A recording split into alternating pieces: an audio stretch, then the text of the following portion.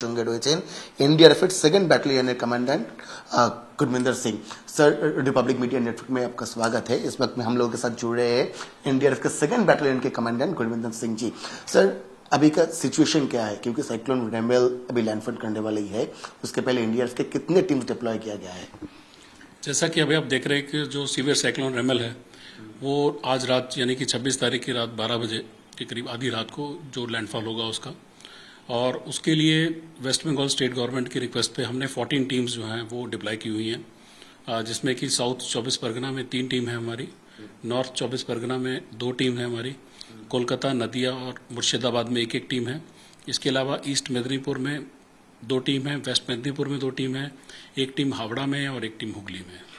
और सर, जो coastal areas है, मतलब ईस्ट मिदनापुर या फिर साउथ 24 परगनाज या फिर नॉर्थ 24 परगनाज, इन सारी जगहों पे इम्पैक्ट ज़्यादा होने का एक डर हमेशा रहता है इस साइक्लोन के लिए। तो और सर, अभी वहाँ के लिए सिचुएशन का रिपोर्ट क्या है, ग्राउंड रिपोर्ट क्या है आपके पास?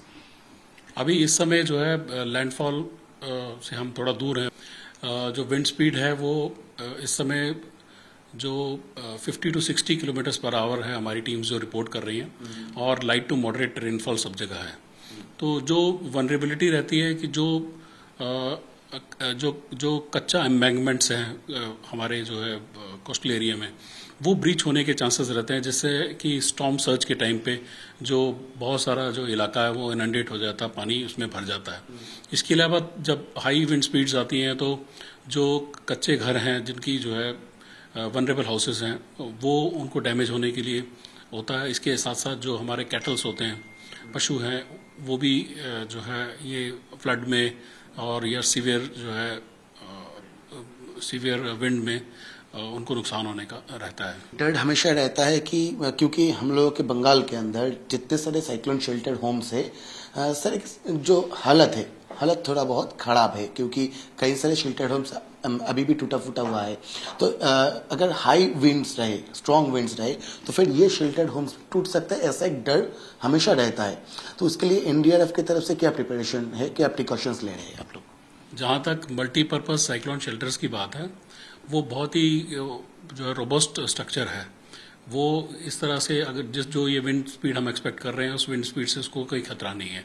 वहाँ पर जो है जो बेसमेंट में एनिमल्स को रखने की भी जगह है, और उसके बाद जो लोग हैं उनको रखने की भी जगह, तो साइक्लोन शेल्टर्स एज सच उनको कोई डैमेज नहीं हो सकता।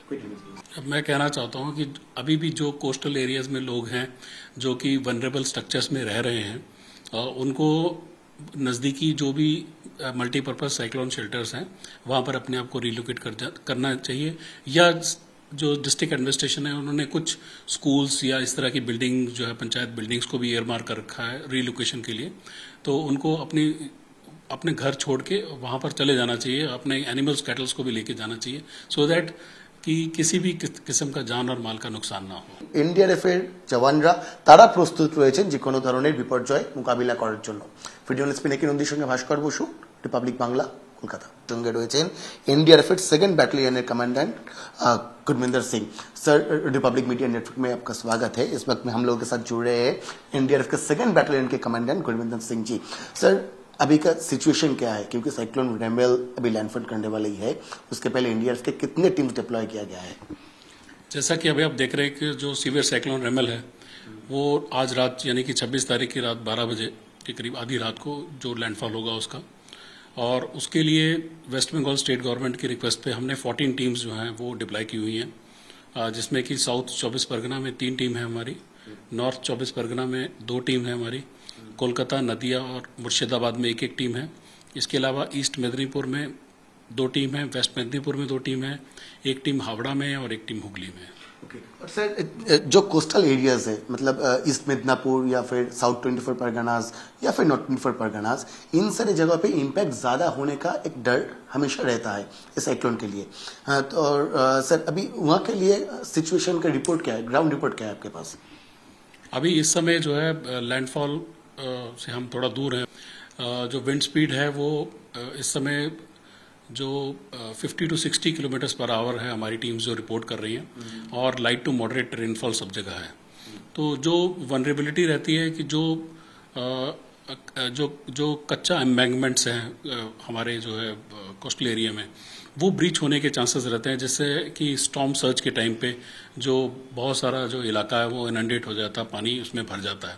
इसके अलावा जब हाई विंड स्पीड्स आती हैं तो जो कच्चे घर हैं, जिनकी जो है वनरेबल हाउसेस हैं, वो उनको डैमेज होने के लिए होता है। इसके साथ साथ जो हमारे कैटल्स होते हैं, पशु हैं, वो भी जो है ये फ्लड में और या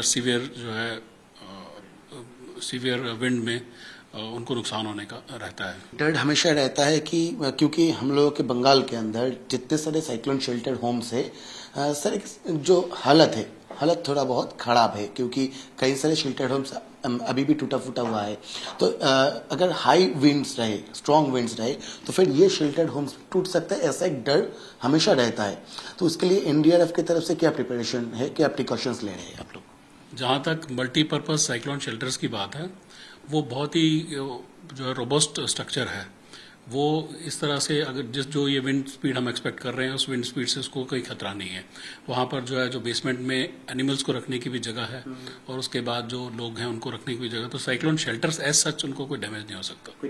अब मैं कहना चाहता हूँ कि अभी भी जो कोस्टल एरियाज में लोग हैं जो कि वनरेबल स्ट्रक्चर्स में रह रहे हैं, उनको नज़दीकी जो भी मल्टीपर्पज साइक्लोन शेल्टर्स हैं वहाँ पर अपने आप को रिलोकेट करना चाहिए, या जो डिस्ट्रिक्ट एडमिनिस्ट्रेशन है उन्होंने कुछ स्कूल्स या इस तरह की बिल्डिंग जो है पंचायत बिल्डिंग्स को भी एयरमार्क कर रखा है रिलोकेशन के लिए, तो उनको अपने घर छोड़ के वहाँ पर चले जाना चाहिए, अपने एनिमल्स कैटल्स को भी लेके जाना चाहिए, सो दैट कि किसी भी किस्म का जान और माल का नुकसान ना हो। এনডিআরএফের জওয়ানরা তারা প্রস্তুত রয়েছেন যে কোনো ধরনের বিপর্যয় মোকাবিলা করার জন্য। ভিডিও স্পিনে নন্দীর সঙ্গে ভাস্কর বসু, রিপাবলিক বাংলা, কলকাতা। সঙ্গে রয়েছেন NDRF second battalion commandant Gurvinder Singh. Sir, Republic media network में आपका स्वागत है। इस वक्त में हम लोगों के साथ जुड़ रहे हैं एनडीआरएफ के सेकंड बैटालियन के कमांडेंट गुरविंदर सिंह जी। सर, अभी का सिचुएशन क्या है, क्योंकि साइक्लोन रेमेल अभी लैंडफॉल करने वाली है, उसके पहले एनडीआरएफ के कितने टीम्स डिप्लॉय किया गया है? जैसा कि अभी आप देख रहे हैं कि जो सीवियर साइक्लोन रेमेल है वो आज रात यानी कि 26 तारीख की रात 12 बजे के करीब आधी रात को जो लैंडफॉल होगा उसका, और उसके लिए वेस्ट बंगाल स्टेट गवर्नमेंट की रिक्वेस्ट पे हमने 14 टीम्स जो हैं वो डिप्लॉय की हुई हैं, जिसमें कि साउथ 24 परगना में 3 टीम है हमारी, नॉर्थ 24 परगना में 2 टीम है हमारी, कोलकाता, नदिया और मुर्शिदाबाद में 1-1 टीम है। इसके अलावा ईस्ट मेदिनीपुर में 2 टीम है, वेस्ट मेदिनीपुर में 2 टीम है, 1 टीम हावड़ा में और 1 टीम हुगली में। और सर, जो कोस्टल एरियाज है, मतलब ईस्ट मिदनापुर या फिर साउथ 24 परगनाज या फिर नॉर्थ 24 परगनाज, इन सारी जगह पे इम्पैक्ट ज्यादा होने का एक डर हमेशा रहता है इस साइक्लोन के लिए। हाँ, तो और सर, अभी वहाँ के लिए सिचुएशन का रिपोर्ट क्या है, ग्राउंड रिपोर्ट क्या है आपके पास? अभी इस समय जो है लैंडफॉल से हम थोड़ा दूर हैं। जो विंड स्पीड है वो इस समय जो 50 to 60 किलोमीटर पर आवर है, हमारी टीम्स जो रिपोर्ट कर रही हैं, और लाइट टू मॉडरेट रेनफॉल सब जगह है। तो जो वनरेबिलिटी रहती है कि जो कच्चा एम्बैंकमेंट्स हैं हमारे जो है कोस्टल एरिया में, वो ब्रीच होने के चांसेस रहते हैं, जिससे कि स्टॉर्म सर्ज के टाइम पे जो बहुत सारा जो इलाका है वो इनंडेट हो जाता है, पानी उसमें भर जाता है।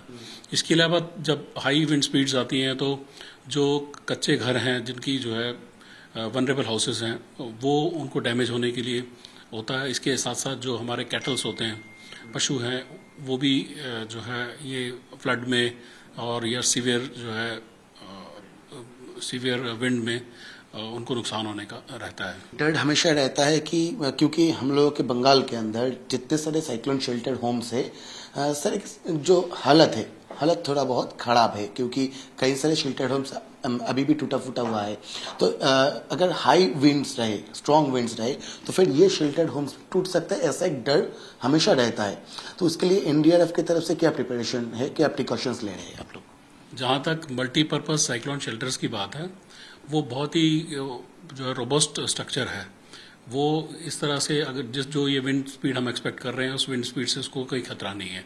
वहाँ पर जो है जो बेसमेंट में एनिमल्स को रखने की भी जगह है, और उसके बाद जो लोग हैं उनको रखने की भी जगह, तो साइक्लोन शेल्टर्स एज सच उनको कोई डैमेज नहीं हो सकता। अब मैं कहना चाहता हूँ कि अभी भी जो कोस्टल एरियाज में लोग हैं जो कि वनरेबल स्ट्रक्चर्स में रह रहे हैं, उनको नज़दीकी जो भी मल्टीपर्पज साइक्लोन शेल्टर्स हैं वहाँ पर अपने आप को रिलोकेट करना चाहिए, या जो डिस्ट्रिक्ट एडमिनिस्ट्रेशन है उन्होंने कुछ स्कूल्स या इस तरह की बिल्डिंग जो है पंचायत बिल्डिंग्स को भी एयरमार्क कर रखा है रीलोकेशन के लिए। तो उनको अपने घर छोड़ के वहां पर चले जाना चाहिए, अपने एनिमल्स कैटल्स को भी लेके जाना चाहिए, सो दैट कि किसी भी किस्म का जान और माल का नुकसान ना हो। এনডিআরএফ এর জওয়ানরা তারা প্রস্তুত রয়েছেন যে কোনো ধরনের বিপর্যয় মোকাবিলা করার জন্য। ভিডিও স্পিনে কি নন্দীর সঙ্গে ভাস্কর বসু, রিপাবলিক বাংলা, কলকাতা।